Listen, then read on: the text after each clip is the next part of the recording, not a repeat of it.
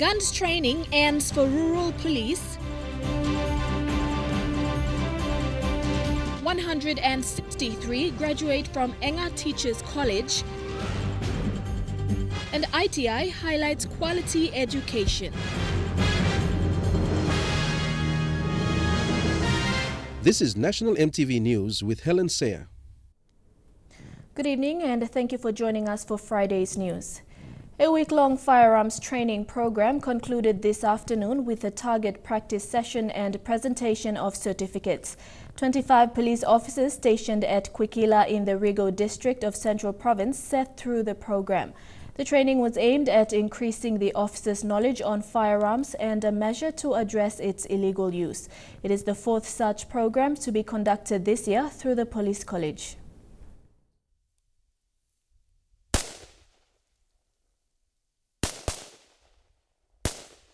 The training is a result of a directive issued by Police Commissioner Gary Baki to minimize the loss of innocent lives because of illegal use of firearms. The other three were conducted in NCD, Gulf and Manus provinces. A lot of allegation on police illegal use of force. We'd like to address that by running this program, conducting this program.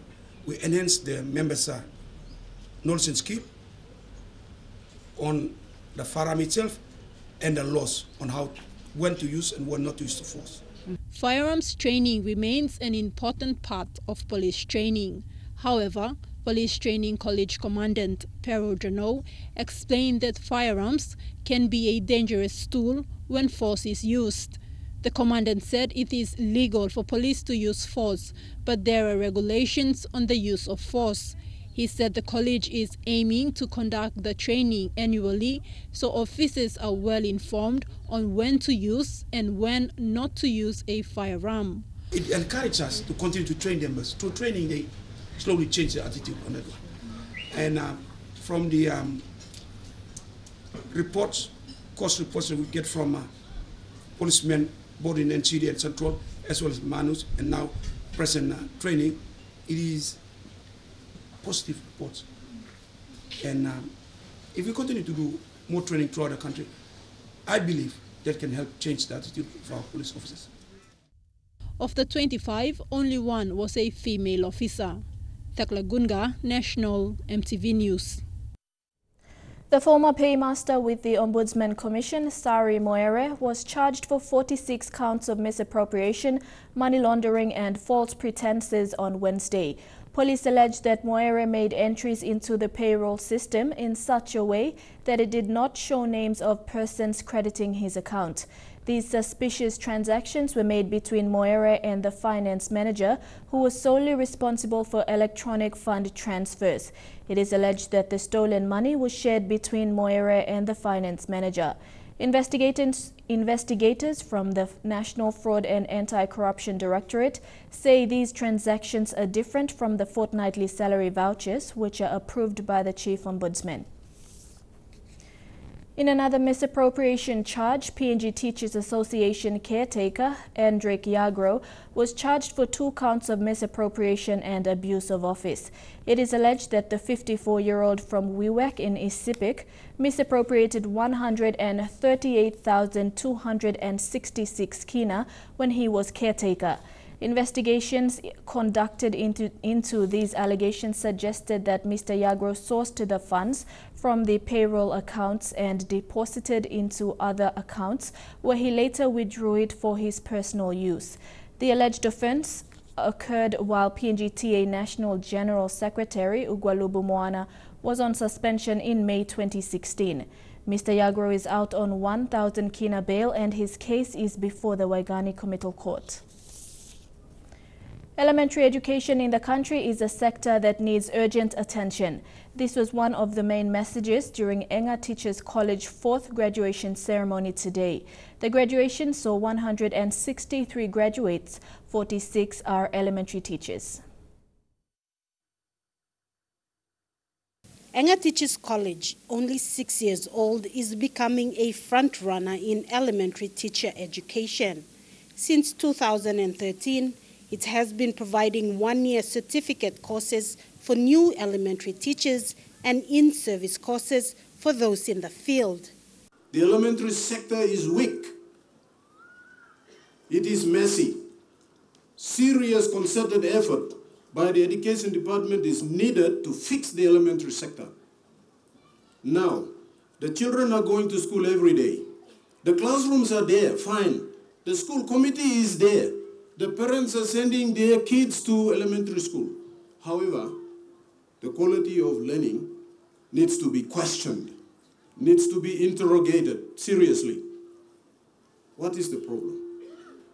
The problem is very simple. The problem is the teacher.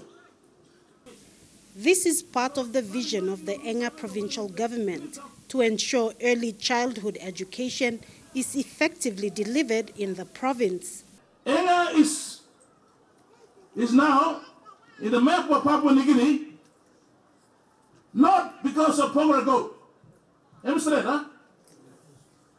Only to Enga, you won't move, no one else something. Education, so our investment is not wrong. These efforts are now being supported. The Australian government, through its in-country award scholarship, has been supporting female students in elementary teacher education. 10 of them graduated today.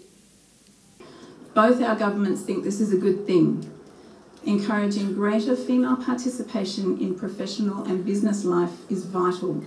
It brings more diversity of views to the decision-making table and encourages the discussion of important issues that might otherwise be ignored. Since its establishment in 2011, Enga Teachers College has been responding to the province's need for primary school teachers. While the challenge still remains to ensure that teachers remain in the remote areas of the province, the success of Enga Teachers College is now attracting other provinces. Milne Bay, Oro and Western Province have now requested that over 30 students from these recent graduates will be teaching in their provinces. Sarah Aupong, National EMTV News, Wabeg. The International Training Institute in Port Moresby closed the year with its 49th graduation today. Managing Director Santeval Kumaran, in his speech, emphasized the importance of quality of education in light of the graduation theme, Elegant Literacy is the ladder for sustainable development. He also highlighted some of the ITI's key achievements for the year 2016. The 368 students who graduated today with certificates and diplomas in various business-oriented courses were the embodiment of ITI's progress this year. Kumaran said ITI continues to maintain positive feedback from former students. Miss ITI, second runner-up for the Miss Pacific Island pageant 2016, recommended ITI for working-class students like her. Speaking for the Governor-General was his acting official secretary and former student of ITI, Ezekiel Vene. Vene dedicated the advancement of his entire career to years of education under ITI. Here, he acquired diplomas in accounting, management, and human resource management. 37-year-old Maretta Rime, finance officer with the PNG Cancer Foundation, has just graduated with a diploma in accounting and plans to pursue more. The institution, Kumaran said, is currently working on developing degree programs already approved by TESA to launch in 2018. On top of that, the institution has also opened 2 more centers in Mount Hagen and Kavieng and plan to possibly open 2 more next year. Melissa Goviro, National EMTV News. The presence of aid posts and health services in rural areas, although vital, continues to remain a dream for many. For one community in East Sepik, it was a relief to finally have an aid post opened after an absence of 22 years. For many communities in rural Papua New Guinea, the absence of aid posts and health services is still a real day-to-day challenge. For the member for Yangoru Sausia, Richard Maru, the statistics of this challenge was a wake-up call as a first-time MP. Time me come up member and me come inside. Me ask him, one blood doctor long, Borom hospital o kamna, give him statistics blong, isipit. Time me come give me report here, mix him big blood shock. Yanguru South health statistics was the worst in the province. For the people of Hagama in East Yanguru LLG, their prayers have been answered with the opening of a new aid post. Their appreciation in the new establishment is enormous because of their past experiences. For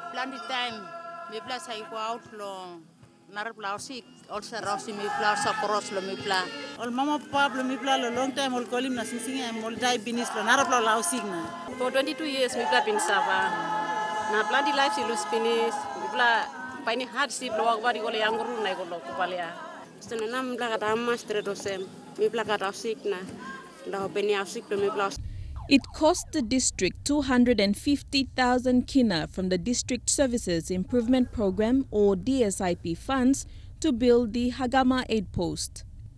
The Hagama Aid Post is the 6th health facility to be established in the district, and Minister Maru said another 6 aid posts or health facilities will be built by April 2017. There are also plans in place to build a major district hospital, all with the aim of bringing health services closer to the people. Deli Waigeno, National MTV News. National MTV News continues after the break. Don't go away.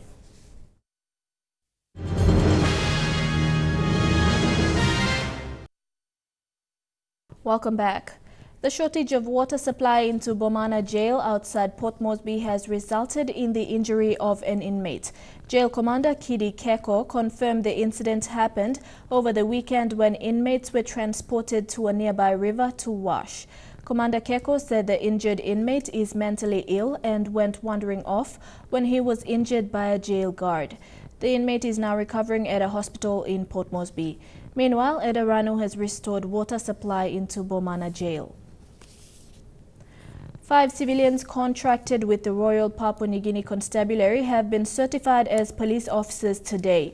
This means the 5 have similar powers of a commissioned officer and can arrest a suspect or prosecute a case in court.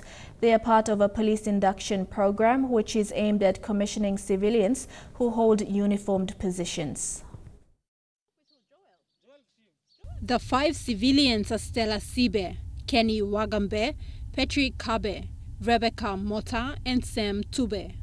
All are civilian staff contracted to the police media unit of the RPNGC.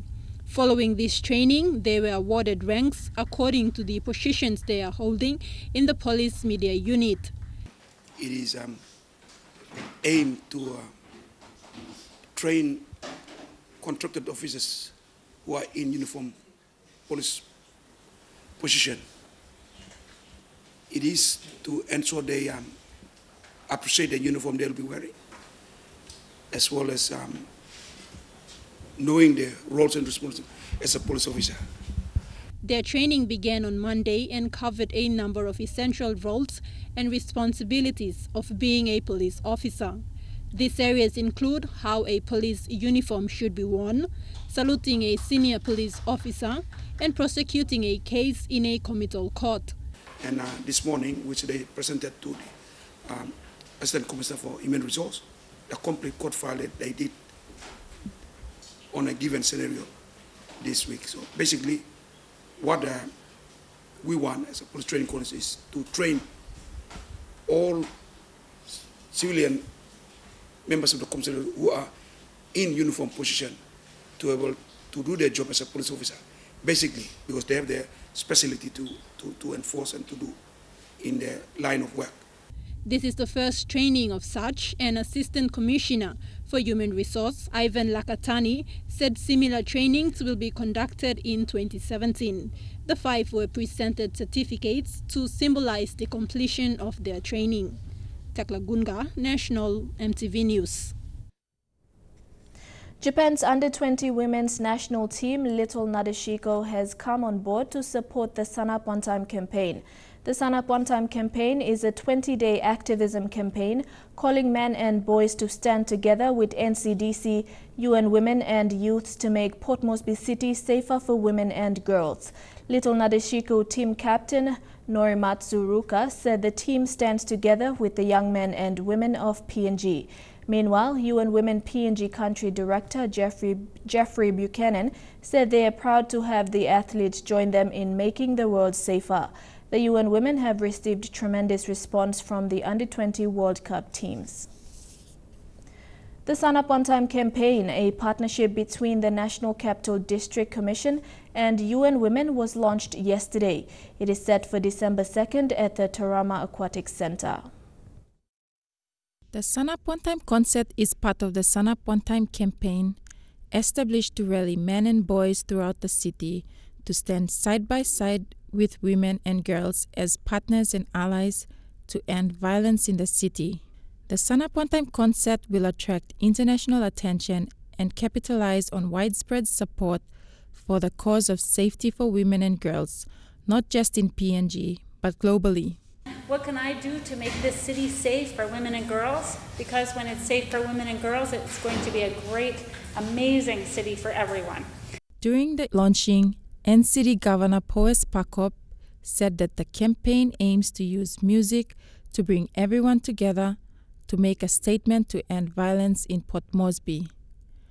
In the city, we have made a commitment. We have worked with UN Women, and this visit is most welcome because it can also inspire all of us to do more than we have done up to now. Also supporting the concept is Papua New Guinea's renowned artist Jay Liasi, who spoke of how we can make Port Moresby a safer place for everyone, especially our women and girls. As the new generation, we're moving forward, and we believe that women do deserve to be treated equally. They deserve to feel safe in their own homes, in their own country, and to be treated with respect. And this whole campaign is about that. Also helping with the preparation for the concert is Dr. Tim Corliss, a composer and music professor who will be working together with Jay Liasi and the youths in preparation for the concert. And one of our youth mentioned that they really felt that the campaign should belong to them, that it's their campaign. And we agreed with that. And so we had a long discussion about what kind of concert would be appropriate. And we came to the conclusion that a concert that emphasizes community involvement is what we wanted. NCDC and the UN Women representatives are calling on business houses and NGOs to come in and help make Port Moresby a safe city for women and girls. Geraldine Calabai, National EMTV News. National Planning Minister Charles Abel has this week continued to emphasize and highlight the roles and achievements of the National Planning Department from the rural to the national level. This follows a final week of Parliament where questions were raised by members of the opposition on particular financial aspects of the 2017 national budget. The Development Outcomes Report, which will be made available to the general public, clarifies the department's total expenses and administration, its roles in key sectors such as health, education, law and justice, and economy, among others, and summarizes the Medium-Term Development Plan 1 and 2. So I continue to try and emphasize that the role of national planning is to try and articulate and capture that into some sort of a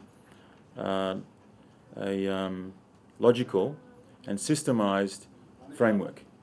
And that is what the process leading to the National Planning Act has been all about.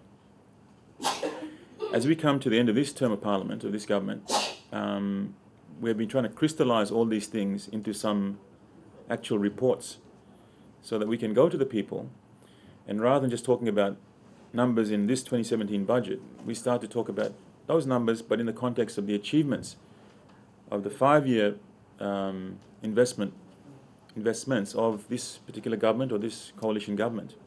In terms of strategic partnerships, the Department of National Planning has engaged in a range of partnership programs with organizations that work together with the department to achieve favorable outcomes. Included on the list of partners is Marie Stopes providing family planning assistance and water, sanitation and hygiene programs aided by the European Union, Asian Development Bank, Octedi Mining Limited, Newcrest Mining Limited and New Britain Palm Oil Limited. Minister Abel also stressed on the importance of addressing people's needs, starting from the rural level, in order to realize the effectiveness of the services delivered by the government. In a more holistic manner about how development programs are impacting ordinary Papua New Guineans. How many jobs have been created? What is the quality of those jobs? How are we progressing in terms of sustainable development? And we need to try and capture some of these things so that we can report to ourselves, but we can also compare ourselves internationally against established benchmarks. Lorraine Gabina, National EMTV News. Bank South Pacific today announced the resignation of Sir Nagora Bogen. Chairman of the BSP Group, Sir Costas Constantino, announced that Sir Nagora resigned as a director of Bank of South Pacific Limited. Sir Costas acknowledged the significant contributions of Sir Nagora during his tenure as a director since 2003. He was also a member of the Board Audit and Risk Compliance Committee. Sir Costas thanked Sir Nagora Bogen on behalf of the shareholders and directors for his many years of dedication service to BSP. And now looking at our finance news, the Kina closed unchanged at $0.3155 in the interbank market. At Bank South Pacific, your Kina was buying $0.3080, $0.4021 Australian dollars, €0.28 euro and 32.56 Japanese yen. Looking at commodity prices at New York close, gold is trading lower, coffee, cocoa and copra closed the day lower. Palm oil closed unchanged, crude oil and copper closed the day higher. And on the stock market, the Dow Jones closed at 218.2 points higher, the ASX is trading at 12.3 points higher, and the All Ordinaries is trading at 10.1 points higher. When we come back, Melania Trump, the incoming First Lady of the United States. Details after the break.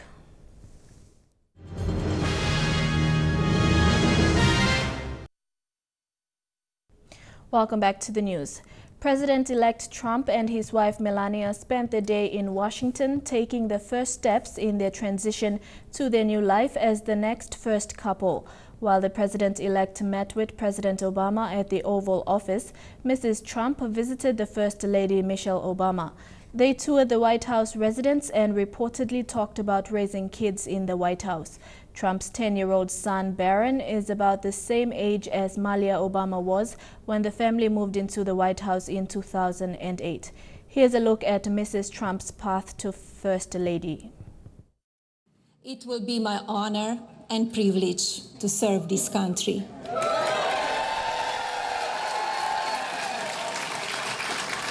I will be an advocate for women and for children.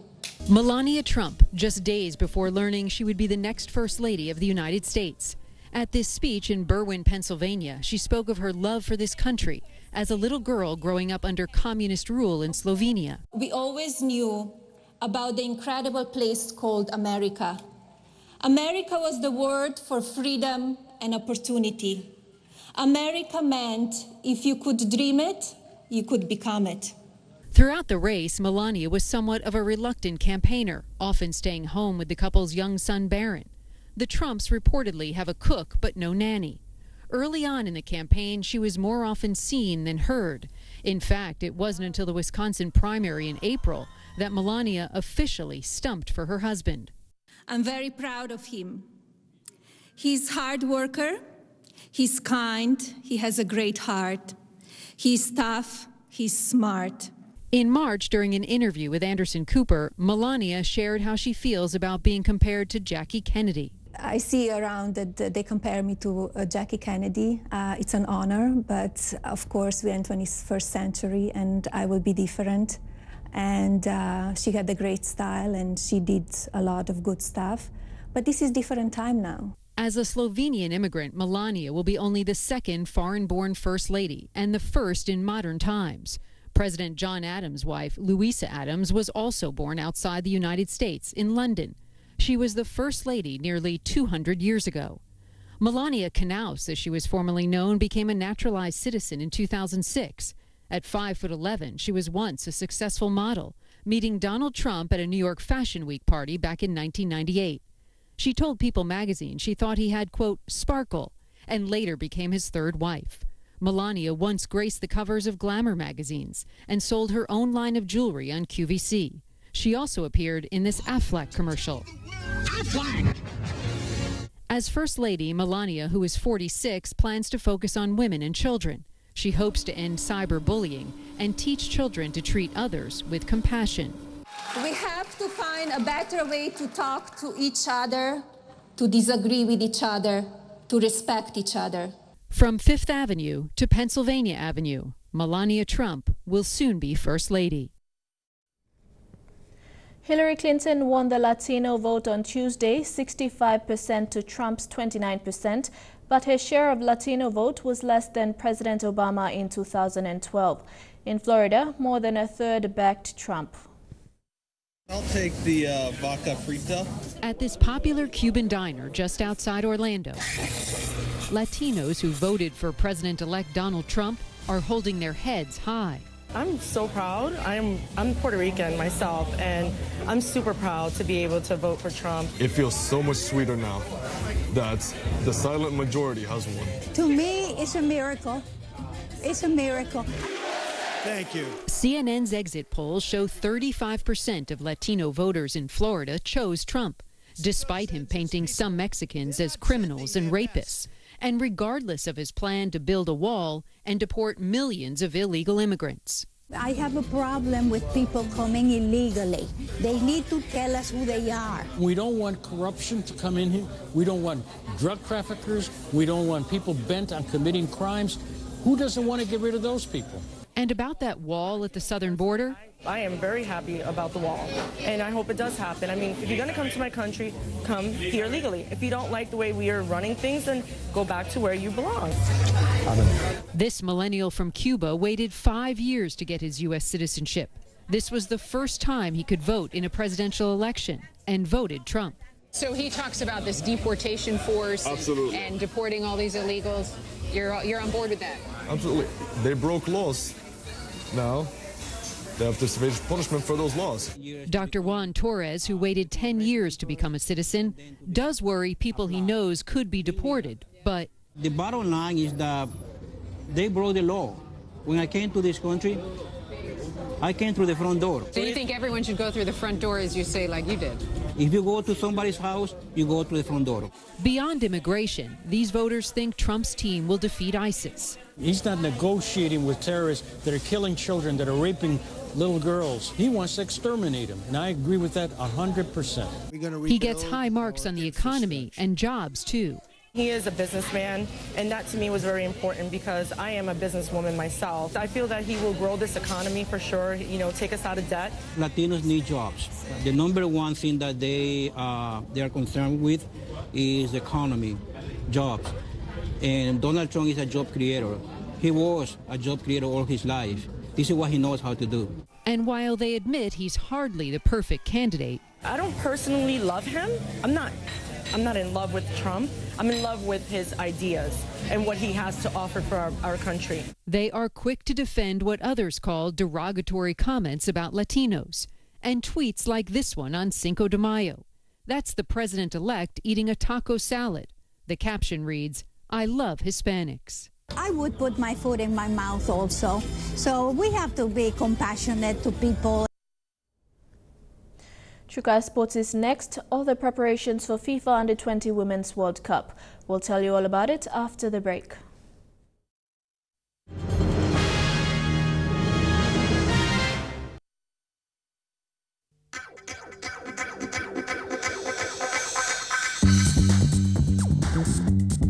Chuka Sports.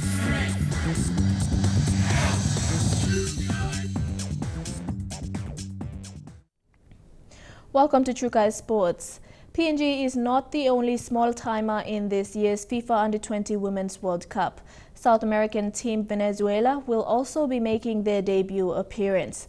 On the other hand, coming from the same confederate as PNG, stronger team in Oceania, New Zealand, will be making this their 6th appearance, and they will be competing in Pool C with France, USA and Ghana. Team New Zealand, who shares the affinity of a confederation with PNG, has been to 5 World Cup events. In 2014, they were successful through the knockout stage in Canada. Unlike PNG, the junior football fans debuted in 2006 and have since risen with ever-growing attraction, having progressed to a higher stage after each consecutive event they have taken part in. With traditional rival PNG not having to qualify for this year's World Cup, the fans went through a one-sided campaign last year where they beat Samoa, New Caledonia and host Tonga. On the other hand, South American team and debutant Venezuela paved the road to PNG with the top 2 finish in the South America qualifying competition where they defeated Colombia last year. Despite debuting the team with 9 experienced players from the 2014 Under-17 World Cup, Costa Rica, where they finished 4th, are expected to acquit themselves well on the world stage this time around. Now with just a day to the 2016 FIFA Under-20 Women's World Cup, Team PNG, though not as experienced as Venezuela and New Zealand, have given their assurance that they will bring the best game on. Dinirose Raiko, National EMTV Sports. Nigerian coach Peter Dedevbo is hoping for his side, the Super Falconets, to perform well during the World Cup. His side, having arrived on Wednesday morning, have settled in and are raring to go. The Nigerians are one of only 4 teams that have qualified for every Under-20 event, winning an impressive 34 out of 36 qualifying matches. I have a smooth preparation a while back at Nigeria.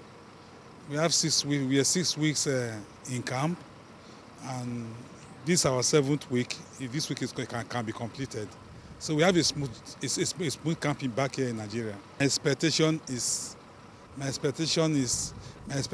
is like every other expectation of every other team that came to this World Cup.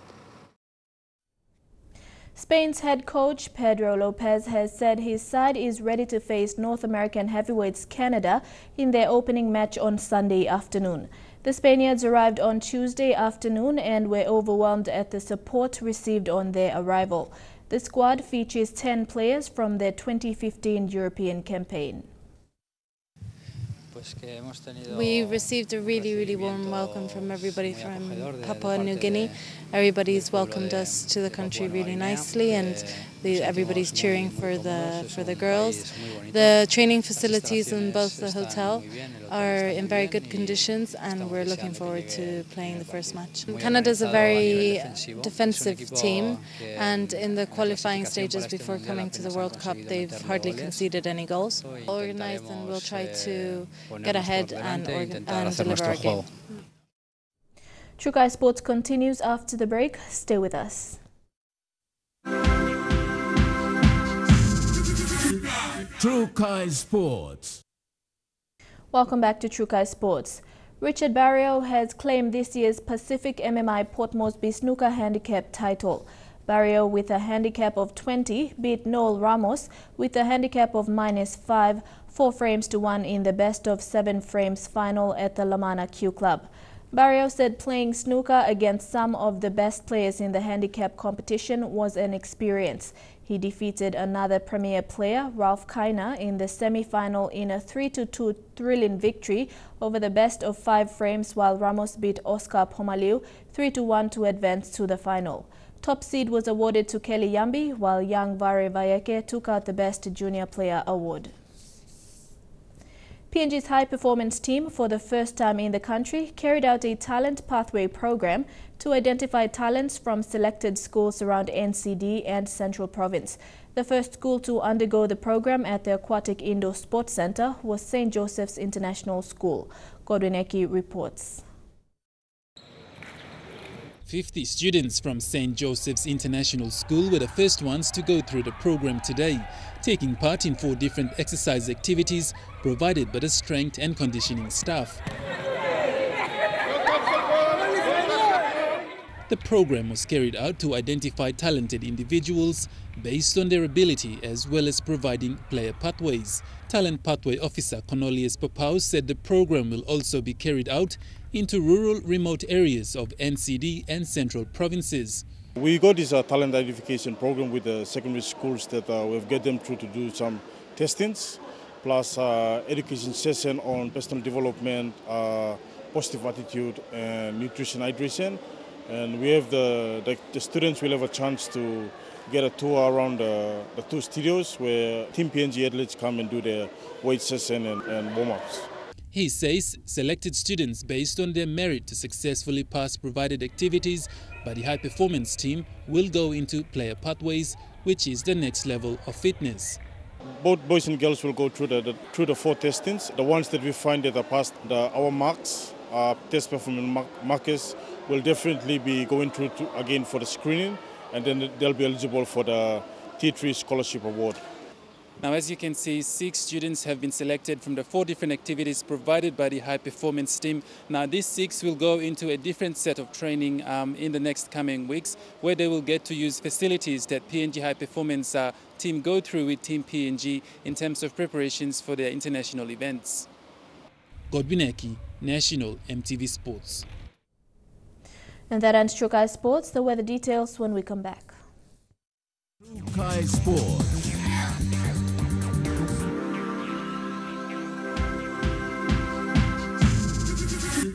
Trukai Sports. The weather details are proudly brought to you by Dulux Weather Shield. Worth doing with Dulux.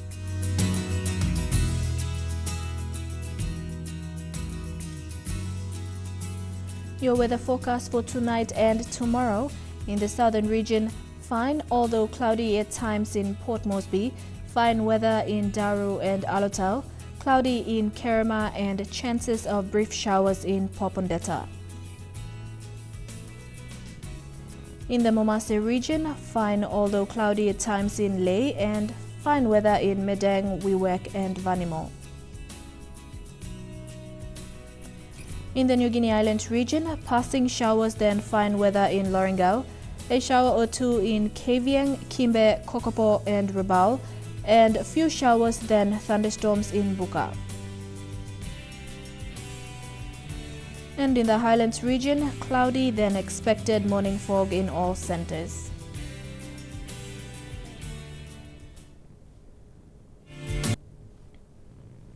The weather details are proudly brought to you by Dulux Weather Shield. Worth doing with Dulux. Before we go, a recap of tonight's stories. Guns training ends for rural police. 163 graduate from Enga Teachers College. And ITI highlights quality education following the graduation of 316 students. And that's been National EMTV News this Friday, the 11th of November 2016. From the entire news team, pleasant viewing. Good night.